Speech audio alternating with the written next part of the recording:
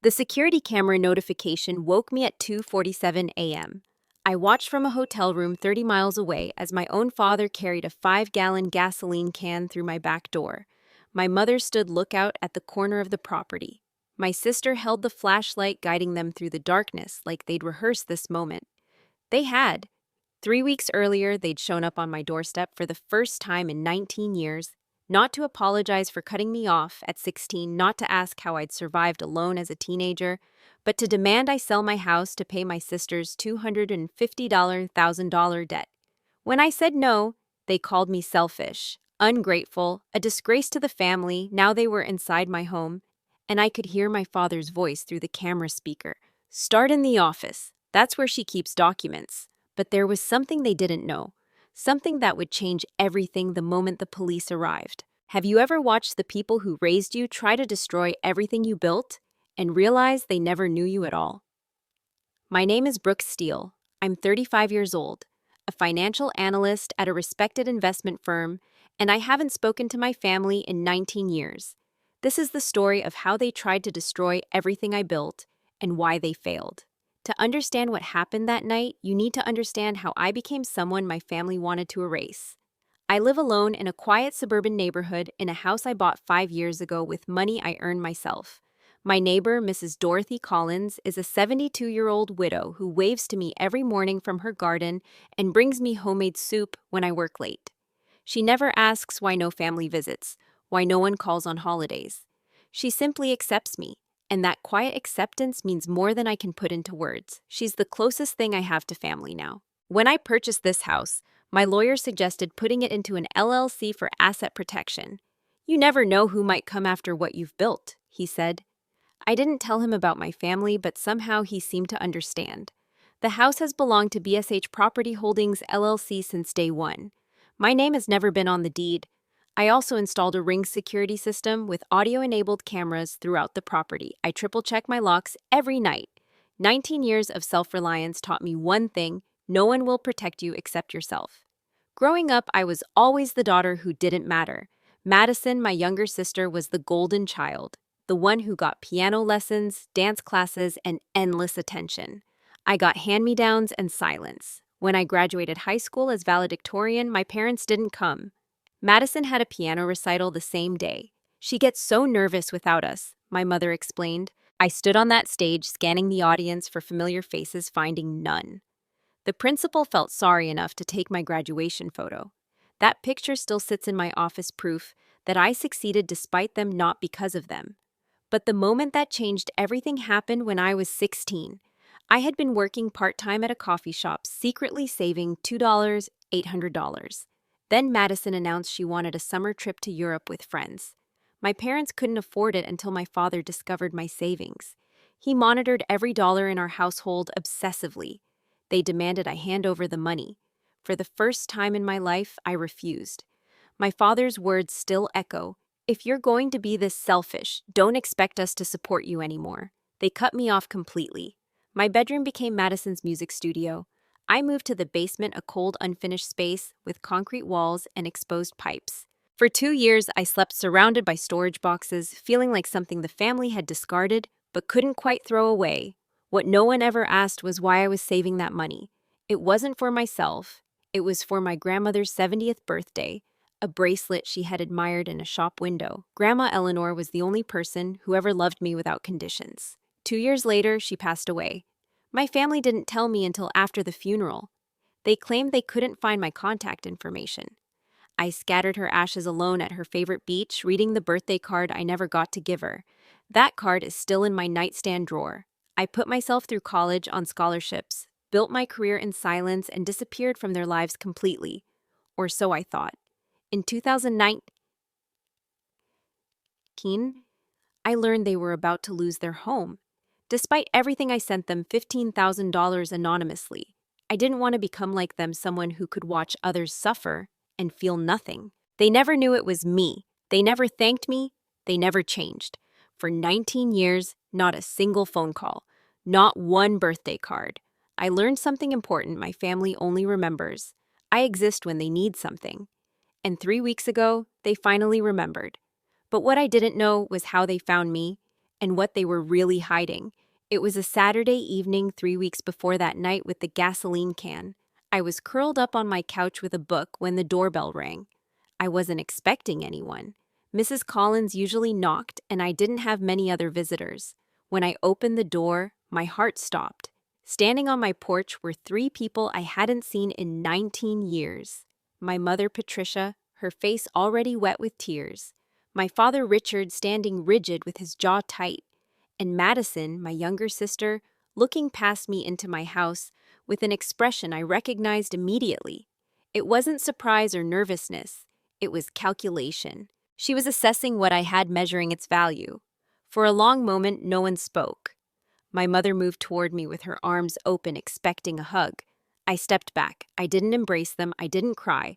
I simply opened the door wider and said, "Come in." My voice sounded foreign to me, flat and controlled. 19 years of silence had given me plenty of time to prepare for this moment, even though I never thought it would actually come.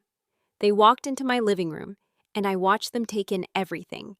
The comfortable furniture I had chosen myself, the artwork on the walls, the evidence of a life built without them. My mother's eyes darted nervously to my father before she sat down as if seeking permission. Some things never change. My father wore a Rolex watch that caught the light when he moved. I found that interesting given what they were about to tell me. Madison settled into my favorite chair without asking, her designer handbag placed carefully beside her. That bag costs at least $2,000. I know because I analyze finances for a living. My first question was direct. "How did you find me?" The answer came reluctantly, pulled out of my father like a confession. He had hired a private investigator 3 weeks earlier the moment they realized they needed money. For $500, the PI traced my address through property tax records. My LLC's registered agent was a law firm, which protected my name, but the property tax bills listed the actual address of the house. One small oversight in 19 years of careful hiding, and they had exploited it. I filed that information away. They hadn't come looking for me out of love or regret. They came looking when they needed something. The question was what? Madison started crying, then soft theatrical sobs that I remembered from childhood. She explained that she had invested in her boyfriend's tech startup. When it failed, she borrowed money from friends, family, friends, and acquaintances to invest more, believing the company would recover. It didn't. Now she owed $250,000 and faced fraud charges. The largest debt was owed to a woman named Helen Morrison, a retired teacher who had invested her late husband's life insurance payout. 40 years of teaching, 40 years of marriage.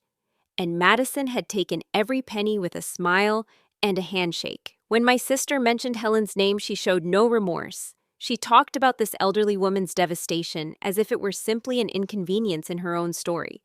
My parents claimed they had sold everything they could. They had mortgaged their home to its maximum value. They were still $180,000 short. A judge had issued a final ruling after 8 months of failed negotiations. Madison had 60 days to pay in full or face criminal prosecution. My mother leaned forward, her voice trembling. "You're her older sister. You have this beautiful house. Family helps family, Brooke. That's what families do." My father's approach was different, cold, transactional. "We raised you for 16 years, he said. "Consider this repaying your debt to us." I almost laughed. 16 years of being treated like an afterthought. 16 years of watching Madison get everything, while I got nothing. 2 years of sleeping in a basement like unwanted storage. And now they wanted me to repay my debt to them. I noticed something as Madison described the investment structure. She glanced at my father just briefly, and he gave her an almost imperceptible nod. Something unspoken passed between them. They were coordinating their story. I had spent my career analyzing financial patterns, spotting inconsistencies that others missed. Every instinct I had developed told me they weren't giving me the full truth. I asked a simple question. When exactly did this lawsuit begin? The silence that followed told me everything. My mother looked at the floor. Madison's tears paused. My father's expression hardened. Finally, my mother admitted it. Madison had been sued 8 months ago. 8 months. They had known about this crisis for most of a year, and they had deliberately excluded me. They never called. They never reached out. For 8 months, they tried to handle it themselves, never once thinking to include the daughter they had thrown away. We thought we could manage it on our own. my mother said weakly. But if they had been fighting this for 8 months, selling everything, sacrificing to save Madison, then why was my sister carrying a $2,000 handbag? Why was my father wearing what appeared to be an expensive watch? Where had all their money actually gone during those 8 months? They claimed to have given everything, but the evidence, sitting in my living room, suggested otherwise. I didn't voice these questions. Not yet. I filed them away with everything else I was noticing. The quick glances between Madison and father. The way mother always looked to him before speaking. The rehearsed quality of their explanations. Something was very wrong with this picture. For an hour they worked on me. Tears from my mother. Guilt trips about family loyalty. Reminders of everything they claimed to have sacrificed for me as a child. Madison even tried appealing to sisterhood, talking about how close we could become if I just helped her through this difficult time. As if we had ever been close. As if she had ever seen me as anything other than competition she had already defeated. Finally, I stood up and walked to the front door. I opened it and held it there, a clear invitation for them to leave. I need time to think, I said. Please go. My mother started to protest, but I cut her off. I will not sell my house. That is my final decision. The masks dropped instantly. My mother's tears continued, though I could no longer tell if they were genuine or performed. But Madison's crying stopped like someone had flipped a switch. Her face went cold, her eyes narrowed, and I saw something I had always sensed but never witnessed so clearly. Pure, calculated fury. It was my father's reaction that chilled me most. He didn't argue. He didn't plead, or threaten, or raise his voice. He simply nodded slowly, his eyes moving across my walls, my windows, my ceiling. He was studying my house with the careful attention of someone appraising a property, measuring its value, planning something. Then he said quietly, "We'll give you a few days to reconsider." It wasn't a request, it was a threat. And in that moment, I recognized the look in his eyes. It was the same look he had given me when I was 16, right before he told me to pack my things and move to the basement. The look of a man who had already decided on his next move and was simply waiting to execute it. They left without another word. I closed the door behind them, locked it, and immediately called my lawyer. "Something's wrong," I told her. "They're not just desperate. They're hiding something." I didn't know yet what that something was, but I knew with absolute certainty that I wasn't dealing with grieving family members seeking help. I was dealing with people who had already decided I was an obstacle to be removed. The 2 weeks that followed proved me right. What my family launched against me wasn't grief or desperation, it was a coordinated campaign, and my training as a financial analyst helped me recognize the pattern. Every interaction had a purpose. Every question had a motive. They weren't trying to change my mind, they were gathering intelligence. My father visited my neighbors, playing the role of a concerned parent worried about his troubled daughter. He told Mrs. Collins that I was refusing to help my dying sister, that I had become cold and distant. But the questions he asked had nothing to do with reconciliation. Does Brooke travel often? Does she have a security system? What time does she usually come home from work? Mrs. Collins told me about the conversation later. Her voice troubled. She didn't tell him anything useful, bless her. But the fact that he was asking disturbed us both. My mother appeared at my workplace one afternoon, causing a tearful scene in the lobby. Security had to escort her out while she sobbed about her ungrateful daughter. It was humiliating. But afterward, a coworker pulled me aside with a strange look on her face. "Your mom asked a lot of questions while she was waiting," she said. "She wanted to know your work hours. She seemed really interested in whether you ever work from home." That wasn't the behavior of a grieving mother. That was reconnaissance. Madison's approach was more direct. She sent me threatening text messages, sometimes 5 or 6 a day. "I'll die if I go to prison." "Do you want me to die?" But buried within the emotional manipulation were probing questions that made my skin crawl. "Do you even have insurance on that house? What would happen if something happened to it?" She was asking about my insurance, about what would happen if something happened to my home. The implications made me sick. Then Aunt Gloria reached out. Her voice on the phone was warm and sympathetic, so different from the cold hostility of my parents and sister. "I think what they're doing is wrong, Brooke," she said. "I've always thought you were treated unfairly. Let me help mediate. Let me be a bridge between you and the family." I was exhausted. I was desperate for any family connection that wasn't toxic. Against my better judgment, I agreed to meet her for coffee. Gloria seemed genuinely caring. She asked gentle questions about my well-being, my safety, my state of mind. Are you staying somewhere safe? Do you have copies of your important documents? What does your security system cover? I was so grateful for her concern that I shared more than I should have. I told her I was consulting a lawyer. I mentioned that I had cameras with audio recording throughout the house. I even told her that I kept important financial documents in my home office filing cabinet. She hugged me warmly when we parted. "I'm so glad you're being careful," she said. 3 days later, the harassment changed. It became targeted in ways that made my blood run cold. My father somehow knew exactly where my cameras were positioned and their blind spots. Madison's texts referenced specific details about my home office that she couldn't have known unless someone told her. The layout, the filing cabinet, details I had only shared with one person. Gloria had betrayed me. She had never been on my side. The coffee meeting wasn't mediation. It was an interrogation, and I had handed them everything they needed. The betrayal cut deep, but it also confirmed what I had suspected. This family operated as a unit against me. There were no allies inside. There never had been, but the harassment wasn't the only thing occupying my mind. Something about Madison's investment scheme didn't add up. My sister had many qualities, but financial sophistication wasn't one of them. She couldn't have structured a complex fraud on her own. Someone else was behind it. I remembered the name Helen Morrison, the retired teacher who had lost $250,000. Through my professional network, I discovered that Helen had been a colleague of someone at my firm, a retired accountant who used to work with my mentor. I reached out to her, carefully explaining who I was and asking if she would be willing to talk about what happened.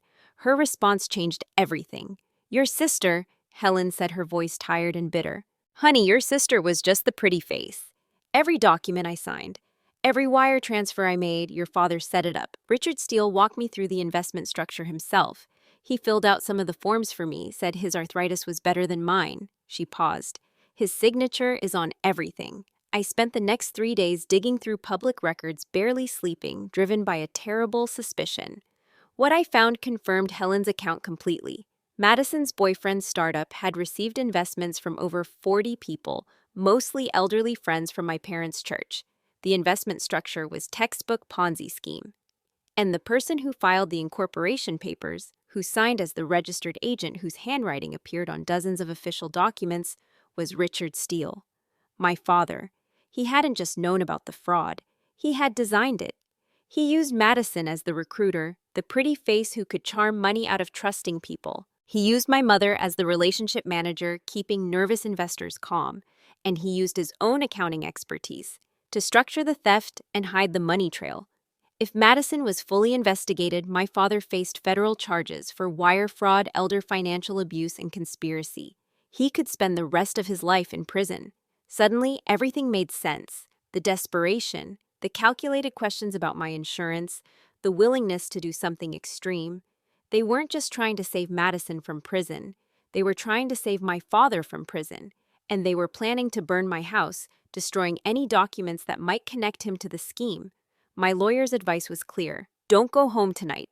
Don't tell anyone where you're going. Pay with cash. I checked into a hotel 30 miles away and waited. At 2:47 a.m., my phone buzzed with a motion alert from my security cameras. I opened the app with trembling hands and watched in real time as my father approached my back door, carrying a 5-gallon gasoline can. Madison followed with a flashlight and a bag. My mother stood at the corner of the property, acting as lookout. They moved with rehearsed precision, not panicked or impulsive. They had planned this. Madison slid a credit card against my back door latch. It was an old door I had been meaning to replace. It opened easily. They disappeared inside. The indoor camera captured my father's voice clearly. "Start in the office. That's where she keeps the documents.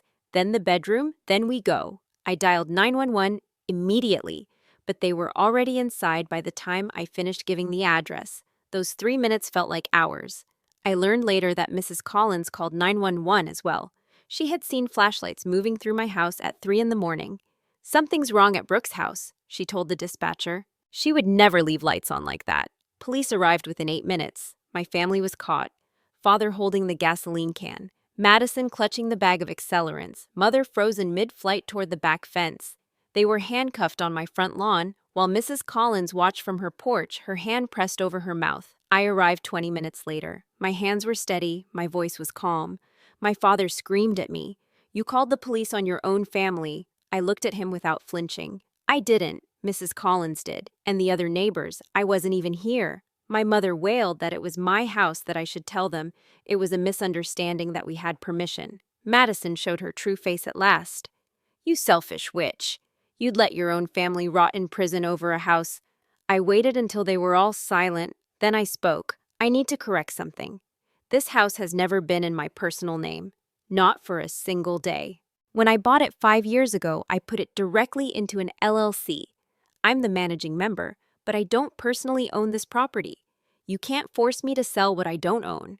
And as for your arson plan, you attempted insurance fraud against a business entity. That's federal.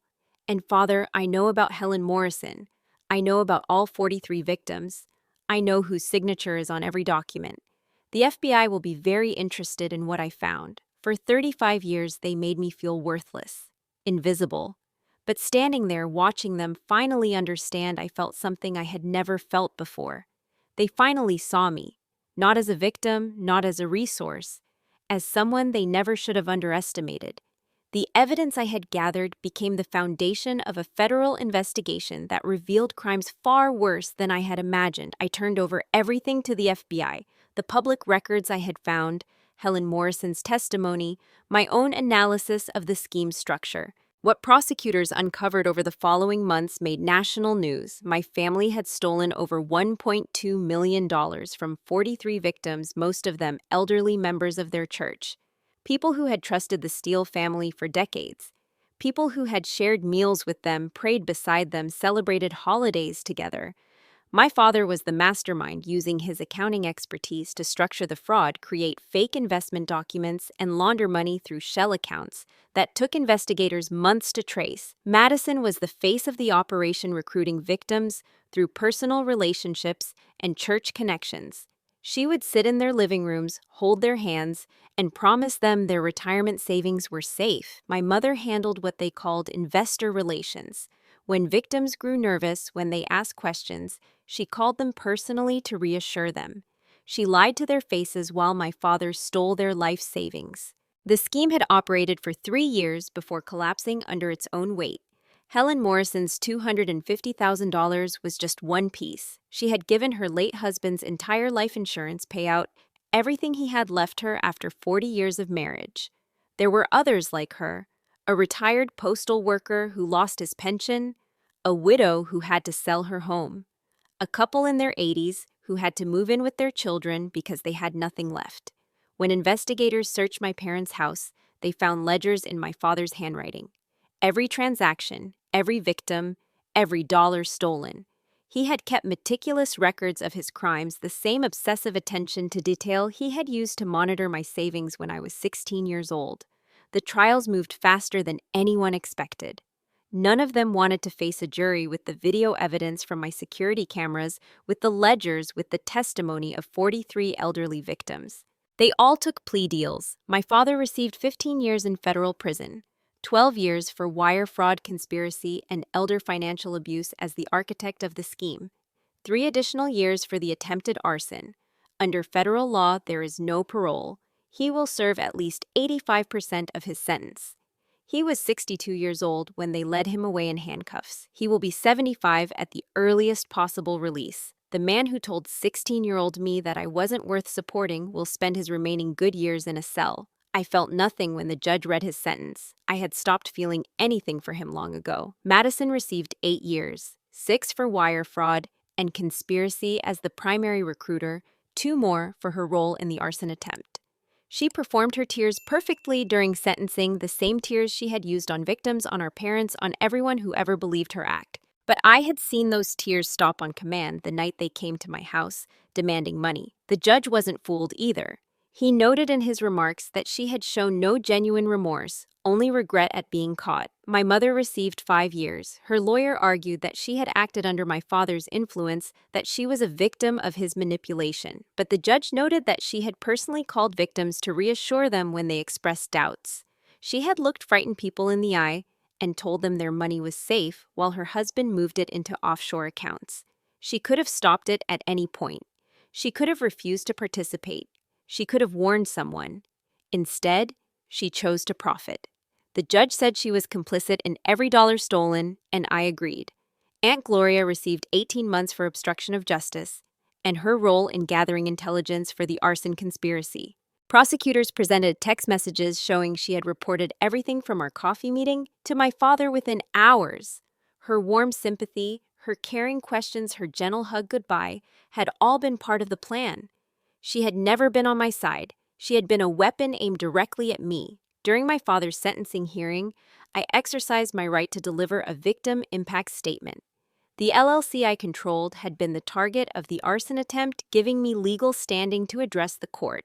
But I had something more important to share than the damage to my property.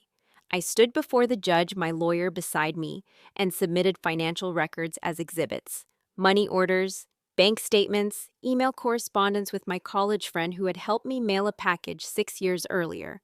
Your Honor, I said, I have something I'd like to share with the court. In 2019, my parents were about to lose their home to foreclosure. I learned about it through a distant relative. Despite everything they had done to me, despite being thrown out at 16 years old, despite being erased from the family completely, I sent them $15,000 anonymously. I asked a friend to mail it from another state with a note saying it was from someone the family had helped years ago. The courtroom was silent. I continued. They never knew it was me. They used that money to save their house.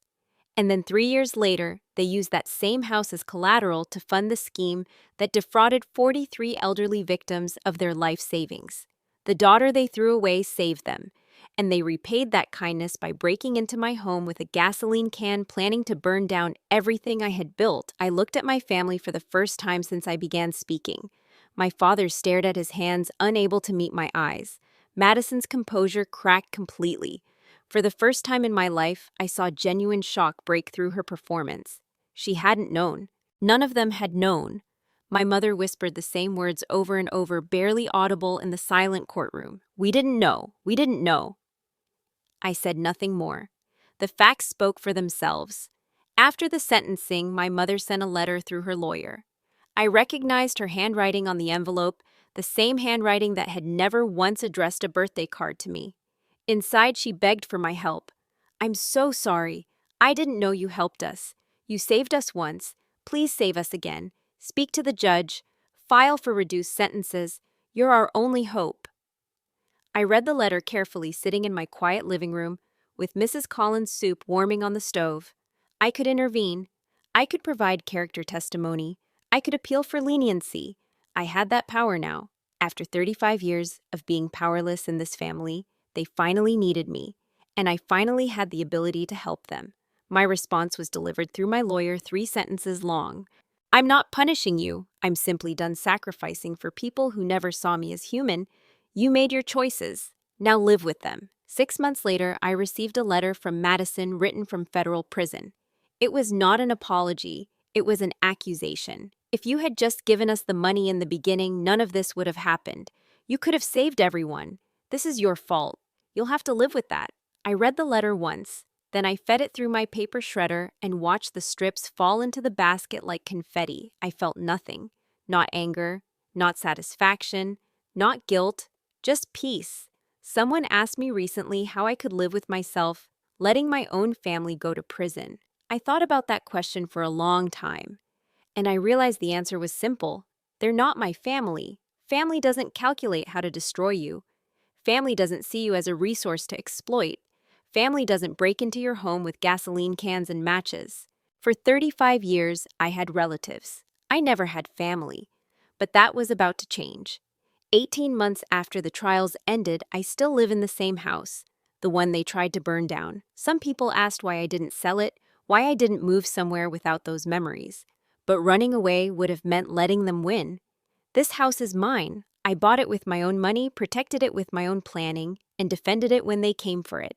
I wasn't going to abandon it because of what they tried to do. Instead, I transformed it. I had every room professionally cleaned after the break-in. Then I renovated the spaces that felt tainted by their presence. I chose soft sage green for the living room walls, warm cream for the bedroom. Colors I picked myself, not colors anyone else would have chosen for me. I bought new furniture that doesn't carry old memories. I hung photos on the walls, but not of the family that abandoned me. These photos show the life I'm building now. Dinner parties with friends, a weekend hiking trip, my 36th birthday celebration. Evidence that I exist, that I matter, that people choose to be in my life. I adopted a rescue cat 3 months after the trials ended.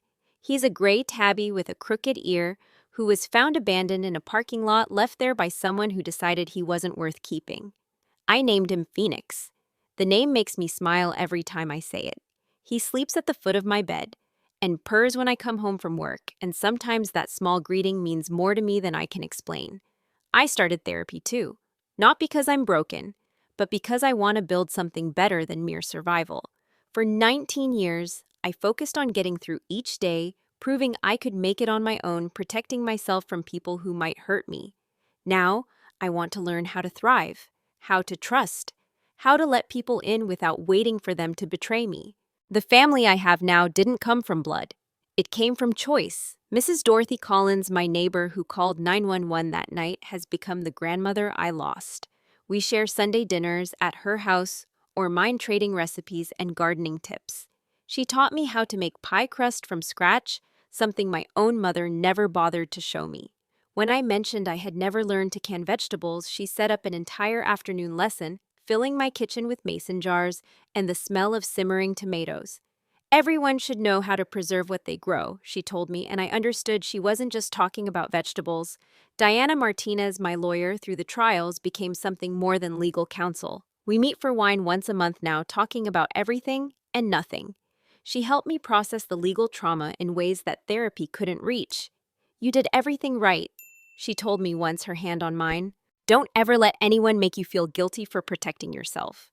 I keep those words close on the days when doubt creeps in. James Porter, a colleague who defended me when my mother caused that scene at work, has become a trusted friend. He knows my whole story and has never once judged me for any of it. Family isn't blood, Sats, he said to me once over coffee. Family is who shows up. He shows up. They all do. For my 36th birthday, they threw me a surprise party. I walked into my own living room to find streamers and cake and people who actually wanted to celebrate my existence. When they sang happy birthday, I cried. They were the first tears I had shed in years, but they weren't tears of grief. I realized in that moment that I had spent 35 years grieving a family I never really had. Now I have one I actually chose. I don't visit my parents or Madison in prison. I don't respond to their letters. There have been 7 from my mother, each one asking for forgiveness, for help, for another chance. 2 from Madison, both blaming me for everything that happened. None from my father. I blocked Aunt Gloria completely. Her number and email and social media erased from my life as thoroughly as she deserved. But I also don't spend my days thinking about them anymore. They don't occupy my mind the way they once did. My therapist helped me understand something important. Forgiveness isn't about them. It's about releasing their hold on my thoughts. I don't have to forgive to be free. I haven't forgiven them. I may never forgive them, but I've stopped carrying them. They're not my burden anymore. Some days I feel a flicker of something. Not quite sadness, but something adjacent to it. Not for who they are, but for who they could have been. I wonder sometimes what it might have felt like to have parents who loved both their daughters equally. A sister who saw me as family instead of competition. A childhood where I didn't have to fight for every scrap of attention. Then I look at the photo on my mantle, the one from my birthday party surrounded by Mrs. Collins and Diana and James and other friends I've gathered over the years. The feeling fades. I didn't lose a family. I escaped a trap. And I built something real from the wreckage they left behind. One Sunday afternoon, I gave Mrs. Collins a tour of my renovated home. We went room by room, admiring the new kitchen cabinets, the repainted bedroom, the office where I almost lost everything. When we reached the basement stairs, she paused. "What's down there, storage?" I smiled. "Come see." I led her down the stairs and watched her face as she took it in. The basement had been transformed into a library and reading room. Floor-to-ceiling bookshelves filled with novels and biographies and poetry, 2 comfortable armchairs with soft throws draped over them, a small fireplace with a marble mantel, warm lighting that made the whole space glow. It was the most beautiful room in my house. Mrs. Collins turned to me with wide eyes. "This is gorgeous, honey, but why put your favorite room in the basement?" I told her the truth. When I was 16, my parents took away my bedroom and made me live in the basement. For 2 years, I slept in a cold, dark room with concrete walls and exposed pipes. I was surrounded by storage boxes, things the family wanted to keep but didn't want to look at. That's how they saw me, something to store away, something not worth a proper room. When I bought this house, I specifically chose one with a basement, and I spent 2 years making it into this. The most beautiful, most peaceful room I own. The place I feel safest. They tried to use a basement to break me. I used a basement to remind myself that I can transform anything they meant for harm into something beautiful. Mrs. Collins didn't say anything. She just pulled me into a hug, the kind of hug my own mother never gave me. That night, alone in my basement library with Phoenix curled on my lap, I wrote a letter. Not to send to anyone, just to close a chapter. I wrote to my 16-year-old self, the girl sleeping in that cold basement, wondering what she did wrong. I told her she didn't do anything wrong. I told her the money she saved for Grandma's bracelet wasn't selfish. It was love. I told her she would have a house of her own someday, friends who choose her, a cat who purrs in her lap, and a basement full of books and light and peace. I told her she was worthy. She always was. The problem was never her. I folded the letter and tucked it into my nightstand drawer next to the birthday card I never got to give my grandmother. Some things deserve to be kept. Some things deserve to be remembered. If you're listening to this and you see yourself somewhere in my story, the overlooked child, the family scapegoat, the one who was never quite enough, I need you to know something. You don't need their permission to set boundaries. You don't have to sacrifice yourself to prove your worth. Sometimes the most powerful thing you can do is simply walk away. I spent 35 years waiting for my family to see my value. Then I realized the only person who needed to see it was me, and the moment I saw it, everything changed. Your moment is coming too, I promise. Brooke's story teaches us something that too many people learn too late. Family is not defined by blood. It is defined by how people treat you. The people who love you will never ask you to sacrifice your safety, your peace, or your future for their benefit. They will never see you as a resource to exploit or an obstacle to remove. Real family shows up. Real family respects your boundaries. Real family celebrates your success instead of resenting it.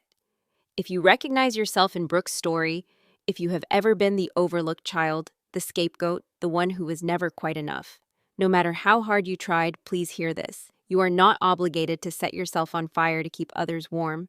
You are not selfish for protecting what you have built. Saying no to people who have never said yes to you is not cruelty. It is survival. And sometimes walking away from the family you were born into is the first step toward finding the family you deserve. The most powerful thing Brooke did was not exposing her family's crimes or watching them face justice. The most powerful thing she did was finally seeing her own worth after 35 years of being told she had none. Thank you for listening to this story. If it touched your heart or reminded you of your own journey, please subscribe to our channel and turn on notifications so you never miss a new story. Leave a comment below and tell us what you think. Have you ever had to walk away from toxic family members? How did you find your chosen family? Your story matters too, and we would love to hear it.